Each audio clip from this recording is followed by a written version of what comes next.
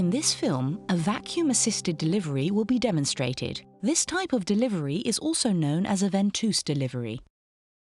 A vacuum-assisted delivery may be performed for maternal or fetal indications. During a vacuum-assisted delivery, the following implements may be used. For the internal vaginal examination, sterile gloves and lubricant are used. For the catheterization, sterile gloves, cotton swabs, disinfectant and a single-use catheter are used.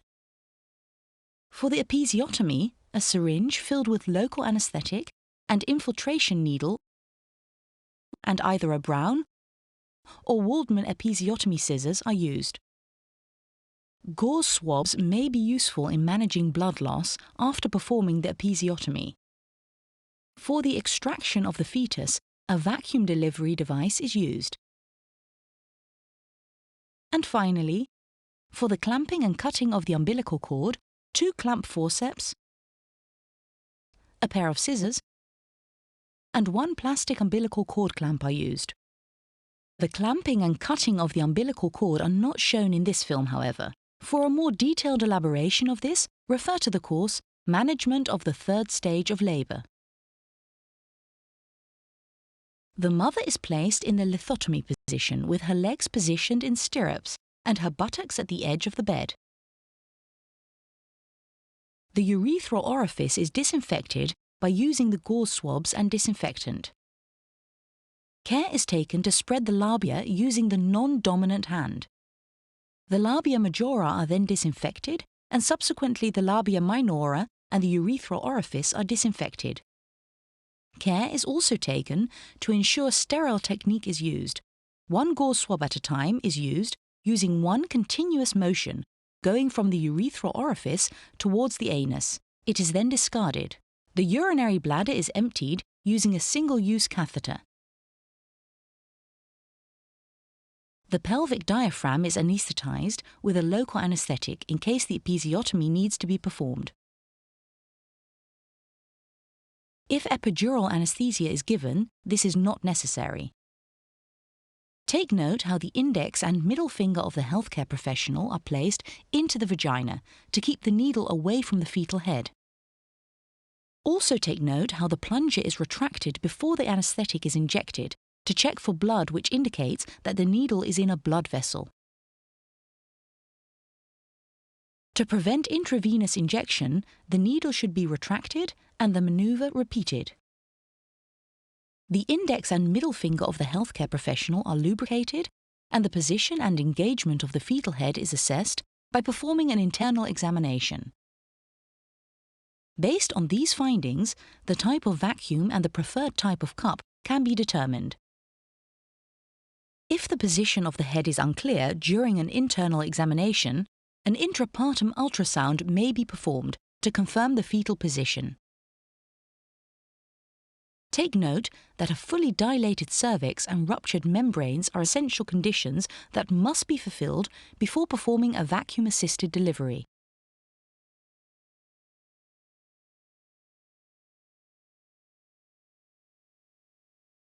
Vacuum-assisted deliveries may be categorized into 4 groups. The categorization is based on the level of descent of the fetal head, as measured using the Hodge planes or stations. The 4 groups are the high vacuum, the mid vacuum, the low vacuum, and the outlet vacuum. The high vacuum is where the skull of the fetus has not engaged and is above Hodge 3, or 0 station. The mid vacuum is when the fetal skull is at Hodge 3, or 0 station. A low vacuum is when the fetal skull has passed Hodge 3 and is at the +2 station, but not yet at the pelvic floor. The outlet vacuum, when the skull has reached the pelvic floor, known as Hodge 4 or +5 station. In an outlet vacuum, the fetal scalp is visible without spreading the labia. The sagittal suture is positioned less than 45 degrees from the midline in either an occipito-posterior or an occipito-anterior position.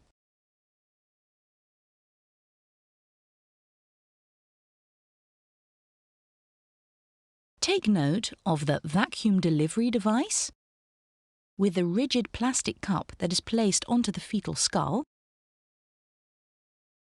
the foam filter inside the cup that prevents blood and fluid from being sucked into the device, the flexible stem between the palm pump and the cup that contains an air tube to create the vacuum, the palm pump that is used to create a vacuum as well as serving as a handle to pull on during a contraction, and the pressure gauge that indicates the amount of pressure that has been created with the palm pump. An internal examination is performed to determine the flexion point on the fetal skull. The flexion point is located on the sagittal suture and lies 3 cm anterior to the posterior fontanelle. Take note of the location of the posterior fontanelle,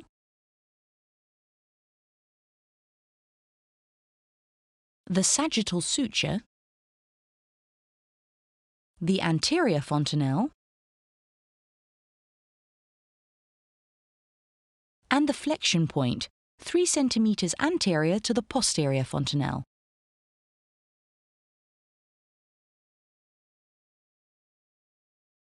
Take note also that the centre of the cup overlies the flexion point.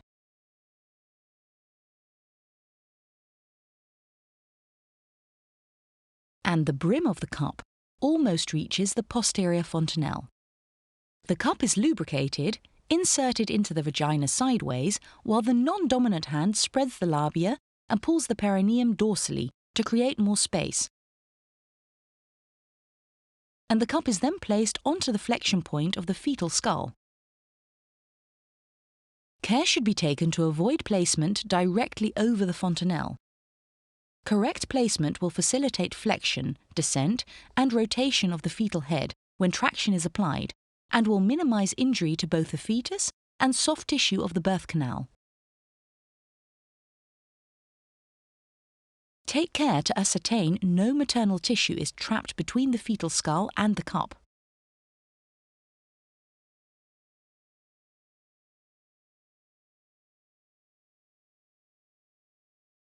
Once the cup is in the correct position, a vacuum is created by using the palm pump.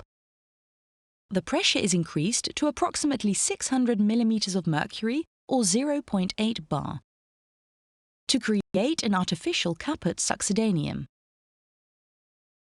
Take note of the pressure gauge indicating the current pressure. Care should be taken not to exceed the indicated limits. Here, excessive pressure is indicated by the red zone. In general, 0.8 bar is enough to keep the cup attached to the head while still preventing injury to it. If the cup needs to be repositioned, the pressure gauge may be pressed to release the pressure. After creating the vacuum, the cup placement is checked once more. No maternal tissue should be felt between the cup and the fetal head.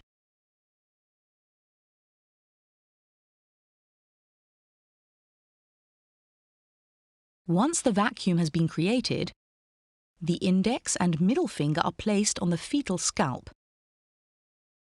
and the thumb of the non-dominant hand is placed on the back side of the cup to prevent cup detachment and monitor fetal descent.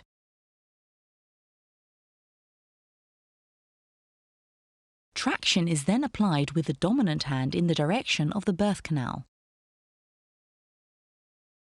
It is advised to only apply traction during a contraction.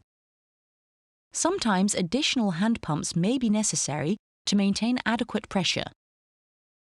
Take note how the ridge on the cup was placed in line with the sagittal suture in order to monitor rotation of the fetal head.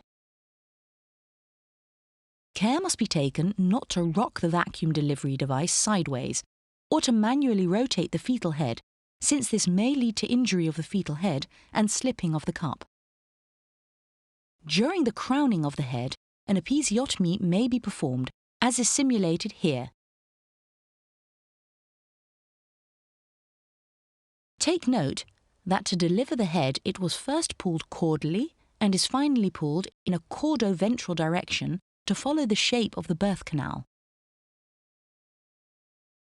After the delivery of the head, the vacuum is released by pressing the pressure gauge or vacuum release button, and the cup is removed.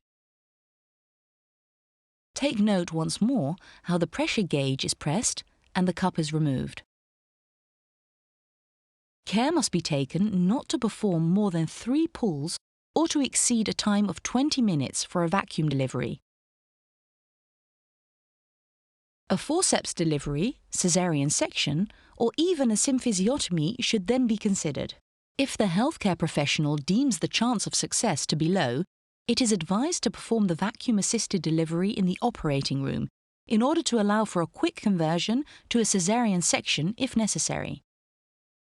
After the external rotation of the head, the fetus may be delivered according to the normal vaginal delivery.